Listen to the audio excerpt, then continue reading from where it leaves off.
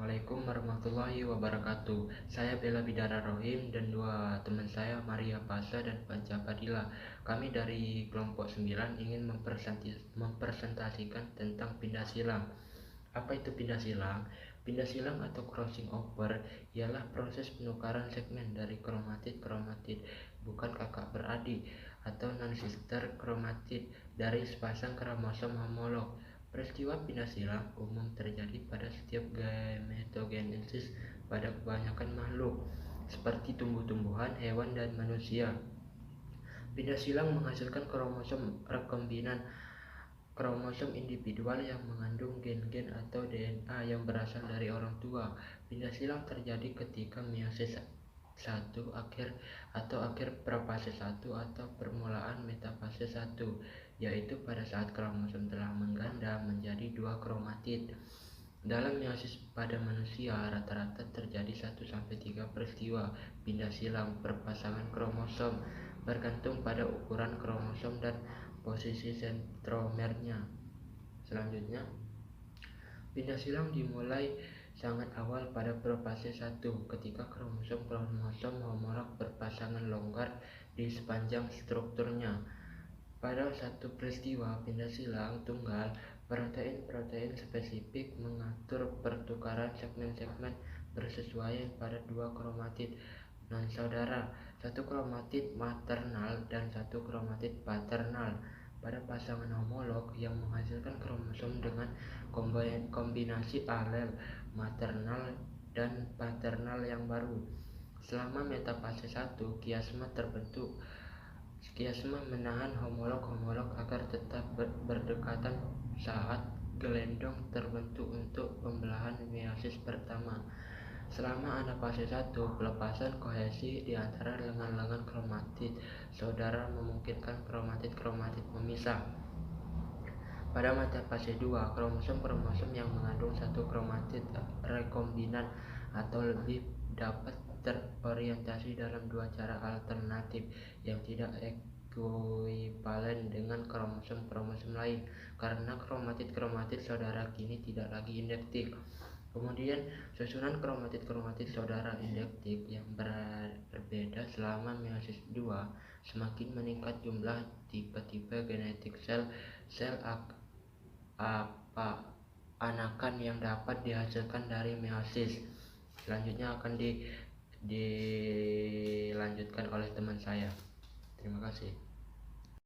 Assalamualaikum warahmatullahi wabarakatuh. Nama saya Panca Padilla Zulaika, NPM 181060347. Di sini saya akan meneruskan presentasi dari saudari Bella.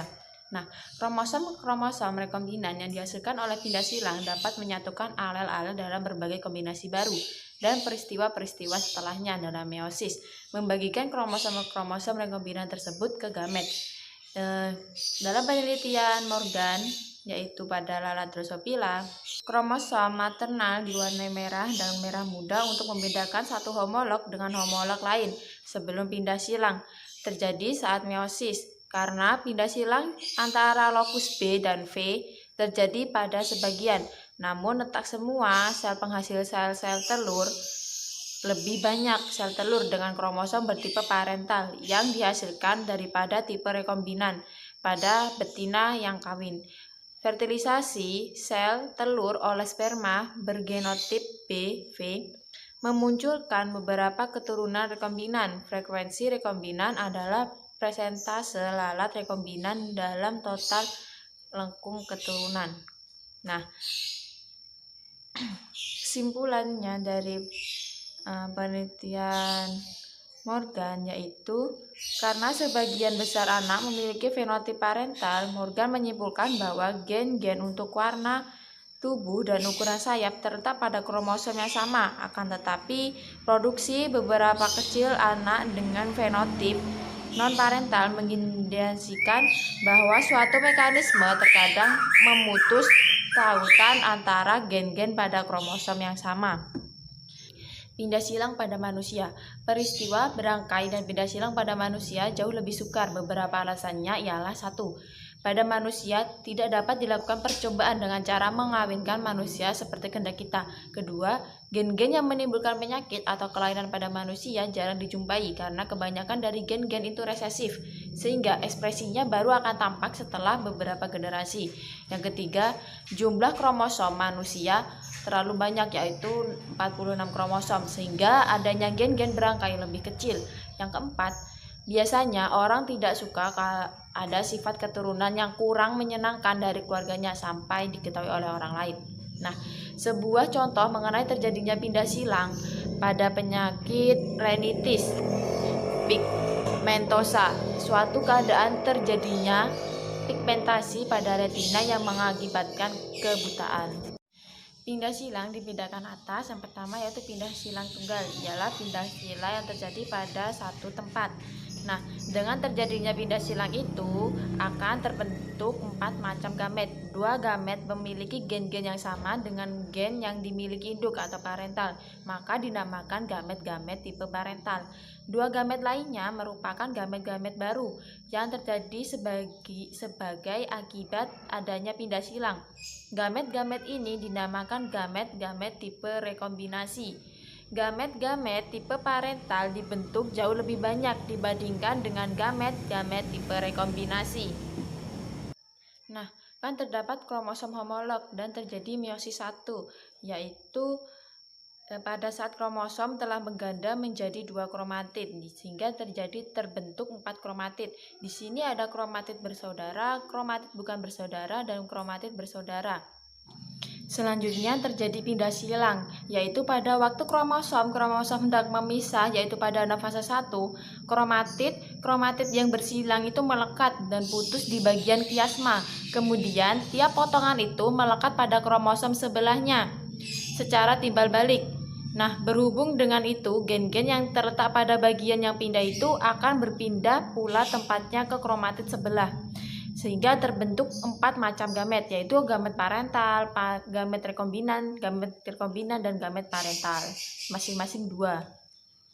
Yang kedua yaitu pindah silang ganda atau double crossing over.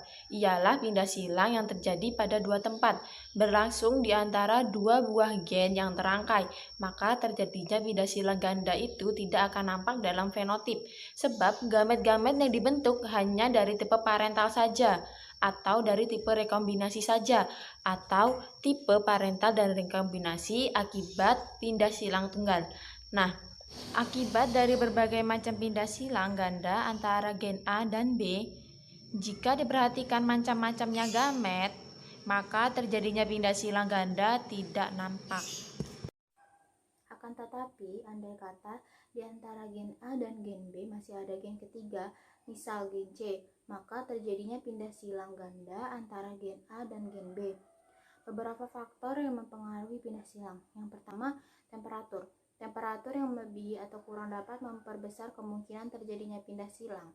Yang kedua, umur. Makin tua suatu individu, makin kurang mengalami pindah silang. Yang ketiga, zat kimia. Zat kimia tertentu dapat memperbesar kemungkinan pindah silang. Yang keempat, penyinaran dengan sinar X dapat memperbesar kemungkinan pindah silang. Yang kelima, jarak antara gen-gen yang terangkai. Makin jauh letak suatu gen dengan gen lainnya, makin besar kemungkinan terjadinya pindah silang. Yang keenam, jenis kelamin. Pada umumnya pindah silang dijumpai pada makhluk betina maupun jantan. Namun ada pengecualian, yaitu pada ulat setera yang betina tidak pernah terjadi pindah silang. Demikian pada lalat yang jantan. Nilai atau persentase pindah silang. Nilai pindah silang ialah angka yang menunjukkan besarnya persentase kombinasi baru yang dihasilkan akibat terjadinya pindah silang. Nilai persentase pindah silang sama dengan jumlah tipe rekomendasi dibagi jumlah seluruh individu dikali 100%. Contohnya itu 16 dikali 22 dibagi 73 dikali 100% itu menghasilkan 4,90%. Ini berarti bahwa kekuatan pindah silang antara gen-gen yang terangkai itu adalah 4,90%. Tipe parental banyaknya 100% dikurang 4,90% dikurang 5,10%. Tentunya nilai pindah silang tidak akan melebihi 50%. Biasanya kurang dari 50% karena hanya 2 dari 4 dari kromatis saja ikut mengambil bagian pada peristiwa pindah silang. Pindah silang ganda akan mengurangi banyaknya tipe rekomendasi yang dihasilkan.